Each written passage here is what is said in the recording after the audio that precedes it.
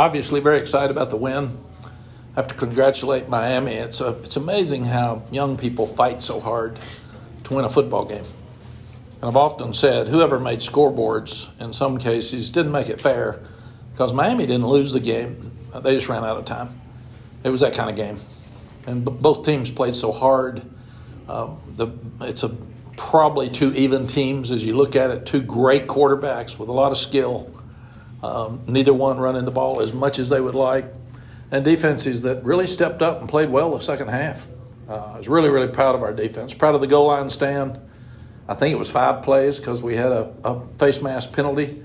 The interception to finish the game. 3 or 4 other fourth down stands in the game, which you have to have now if you're going to win. A strip fumble as they were going in to score. So the defense played in the second half like we've been wanting them to for an entire game. And really, really proud of them. Offensively, we were hot the first half. We gave 3 points up because we were still being aggressive. We're going to do that at half. We just threw the ball too far downfield. Got a little greedy because it worked so easily last week. We went for the 4th and 3 at the first of the game because we felt like we were going to have to score touchdowns to win.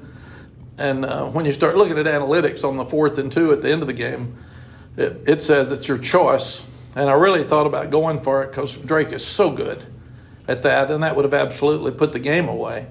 But after our Appalachian fourth quarter, no game's ever away. So we felt like let's kick the field goal and put the pressure on them to be a 2-score game with a little over 3 minutes left to go in the game. Disappointed that we didn't make a first down and finish the game on offense. That's where we still have to get better.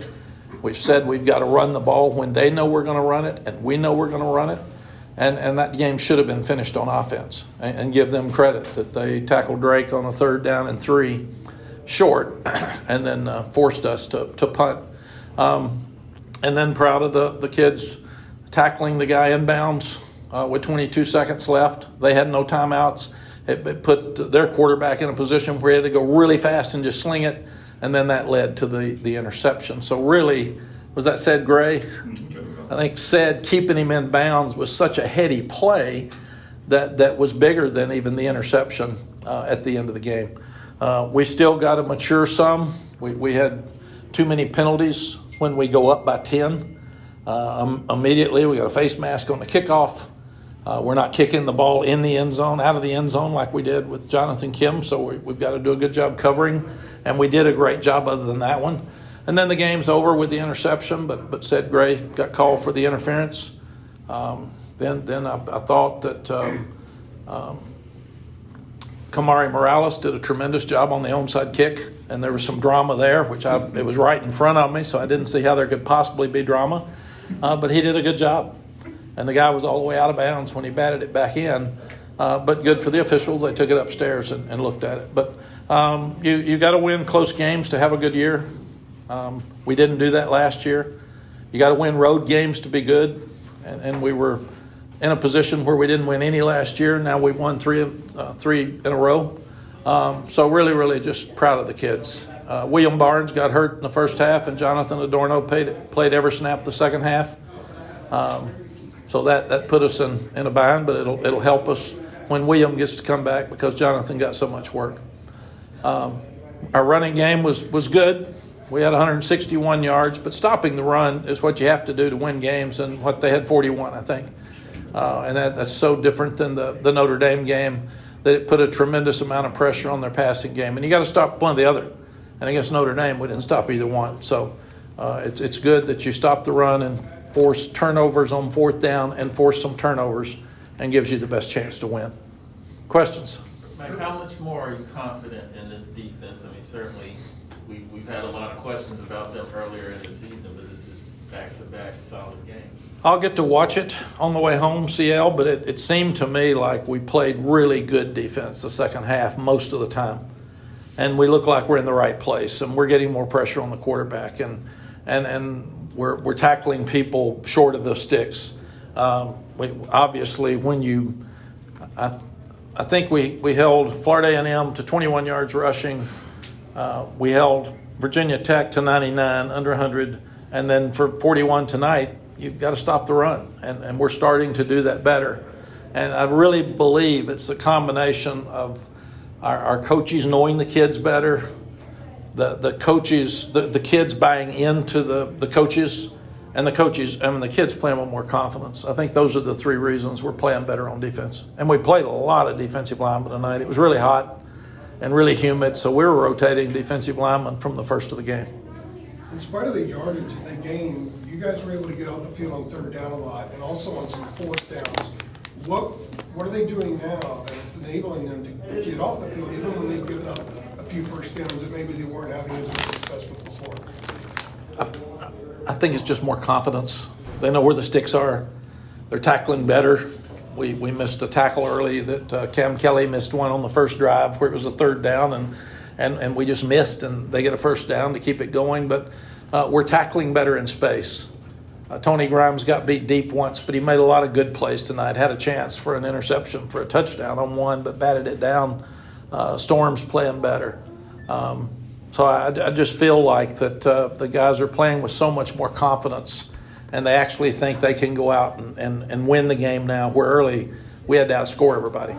And now offensively, our offense will not be happy, obviously, with the second half because they get the interception and they get a 3 and out immediately, or 4 and out, and stop Miami and go down and get a field goal for the first 5 minutes of the second half. We still gave up too many points to finish the first half, but we were leading at halftime with the ball to start the second half. So we've still got to do a better job with the ball to start the second half. Mack, on a day and night where you win by 3, how about the goal line stop, keep them out of the end zone, and that's immediately followed by the 99-yard touchdown drive? I mean, I know it was earlier in the game, but that could have been a really key sequence. It looked like. Did you feel like that's kind of something that sticks out? I did, Adam. You've got to respond. And you leave it on the 1.5-yard line. Their punter is one of the best in the country. He kept us with bad field position all night, so we had a couple of 90-yard drives, I think. Yeah. And then they had a 92-yard drive, I think, on the one that we stopped them. So they had it way down there. But it absolutely responding when you're ahead, responding when you're behind, responding to the other side of the ball when you get an energy boost with that fourth down stop. And then Miami, what I would be saying and what Mario was saying is, all right, we left it at the 1.5. Stop them, get a short field. We're still going to score.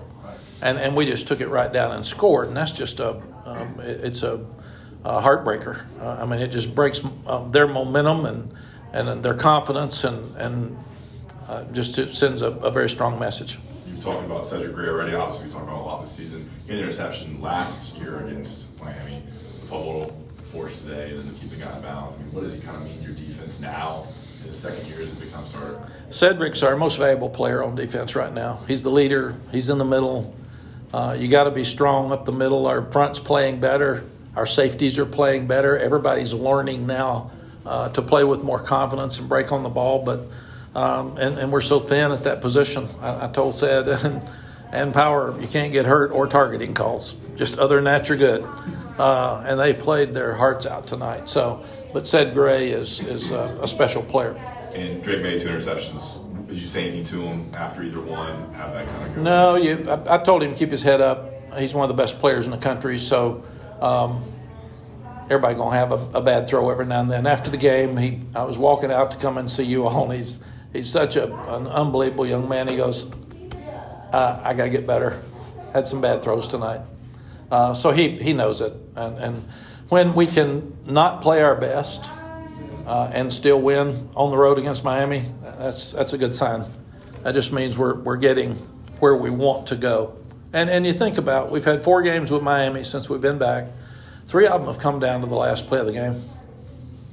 And then the one was a blowout down here. So it's these games have been just unbelievable. The throw in the corner to Daz Newsome the first year, and then the missed field goal late. And then last year, the tip ball that said intercepted late. I think there were 6 seconds left or 7. And then tonight, where the last throw of the game ends the game. So these games have just been outstanding. Earlier in the week, you expressed a little bit of concern about 4-minute offense because of the run game. Yeah. You guys had that 18-play drive, used more than 8 minutes. In the first part of that, you had 4 runs, got you a first down. 8 may have gotten you in a little bit of a groove there. Yes, we have to be careful because we go so fast. And I've learned that time of possession for us is not an issue because we score a lot and fast. But on that drive, I have to be careful because I'm telling Phil, slow down a little bit. I'd like to kill some clock here. They got 7-something, but I want you to score. And even down at the end, I have to be careful because I say, I want to score a touchdown, but keep the right to kick. We don't need a tip ball. We don't need an interception because we need to have a 2-score game here with 4 minutes left to go, and then put it on our defense. But we'll keep working. I thought Caleb made some outstanding runs tonight. He just gets banged up some. It has to come out. Omarion's got sometimes it looks like he gets his head down and is trying so hard to be a power runner that he doesn't see as much. So we got to get him to relax a little bit more and keep his head up. But he made some really good runs tonight. And the drive that we drove down for the field goal and killed a lot of clock, Drake did an amazing job of getting the ball to those players and making first downs to Kamari and Caleb and those guys on 3rd down and 4 and 5 to keep the clock running. Does that drive give you a little bit more confidence in the fact you guys can chew up some clock when you need to? Yes, it does. I want us to be able to block people and run the ball when everybody in the stadium knows it. We're still not there yet. Mack, how big was the defensive possession when after Drake broke that second interception, right, the first half? I mean, Miami had the 10 points to close out the first half and could have taken the lead. I thought it was one of the bigger points in the game, CL, simply because they had momentum going into halftime. And then we had to go out and get points to start the second half, and we obviously didn't. Throwing the interception, we were 3 and out, I guess, early on that drive. And then we stopped them and on the 4th down and actually had the ball around midfield. So it was a great sequence of team ball. And that's what we're trying to show our guys is we don't have to outscore everybody to win because the defense now is starting to play.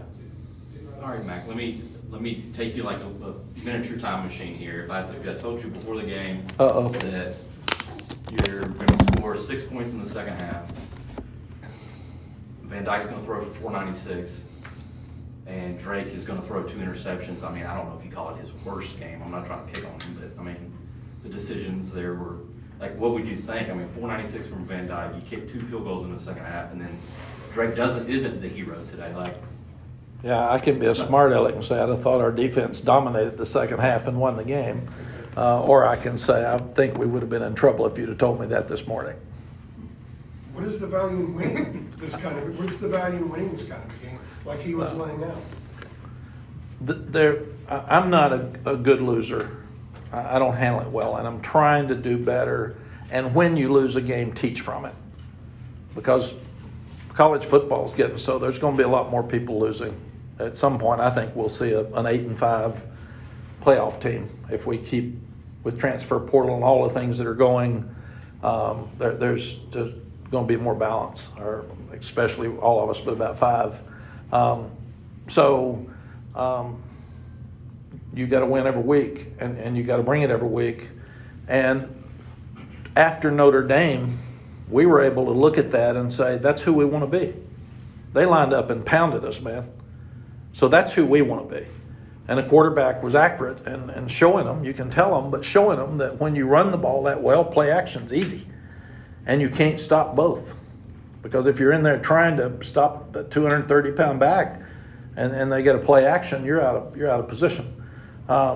So we really learned from, especially defensively, we learned from the Notre Dame game. We also learned from offensively, we still got to run the ball better. I think we had 160 yards last week, didn't we? So I think it's very similar for the 2 weeks. And I've told Coach Longo and the offensive staff, let's get off of just having to run the ball. Let's run it when it's there to run. But we throw it so well, let's don't get crazy and run up the middle for no gain. I'm tired of the 2nd and 10 or 12. This game the same. when you can beat a talented team like Miami that has a superstar coaching staff, some of the best coaches in college football, and I'm proud. The defensive end coach is Rod Wright, that was an All-American for us at Texas. So it was great to see him tonight. In fact, he picked up a fumble and ran it 75 yards for a touchdown in the Texas OU game. So I texted him this morning and said, on the eve of this game, I remember you doing that, and I remember you kept looking around hoping somebody catch it because you got tired.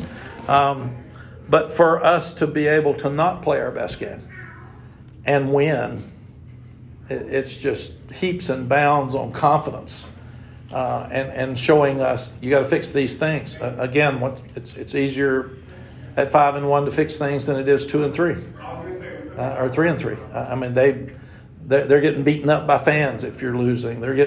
We're hard on them, and they're mad if they're not playing. Right now, when you're winning, everybody understands it's working. So, but I do think that this type of win on the road, where you know everything's harder, is a great benefit for our program.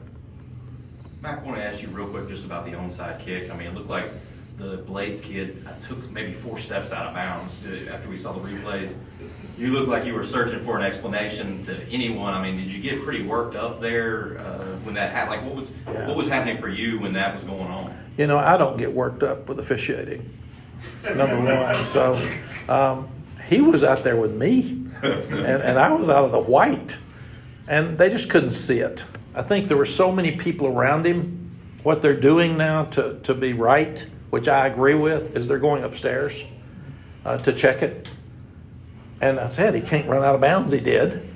And he was where CL was, and he made an unbelievable play to bat it back in, but you can't do that. So I knew we were in good shape. I knew we were going to get the ball.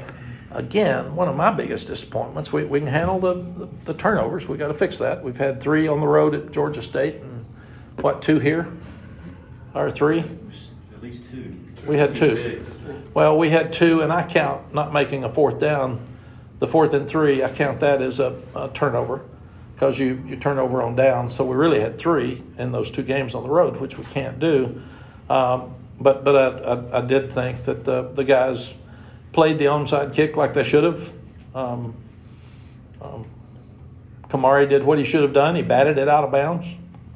So I thought everything was played really, really well. All right. Looks good. Okay. Thanks, Coach. Thanks, you all. Coach. Appreciate it, Mack. See you.